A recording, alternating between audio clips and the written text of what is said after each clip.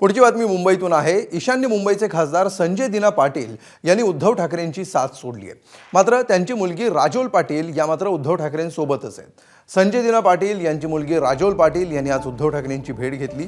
मातोश्री निवासस्थानी राजोल पाटील यांनी उद्धव ठाकरेंची भेट घेत आपली भूमिका स्पष्ट केली आहे। आपण ठाकरेंसोबतच आहोत असं त्यांनी म्हटलंय, तर वडील संजय दिना पाटील त्यांचा निर्णय घेतील असंही राजोल पाटलांनी म्हटलंय।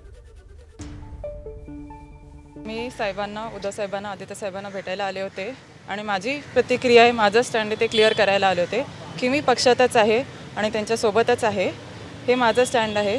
मी माझं कार्य नीट निष्ठेने करेन। राजोल पटेल असेल किंवा हे कृष्णा आष्टीकर किंवा अजून कोणी असतील, या लोकांवर आमचा अजिबात विश्वास नाही।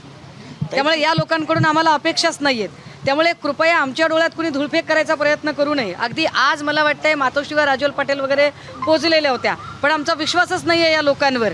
कारण ज्यांच्या बापाला संघटनेने एवढं दिलं, जर ते हे सगळं करू शकतात तर त्यांची पोरं आमच्यासोबत राहतील याची आम्ही अपेक्षा काय करावी।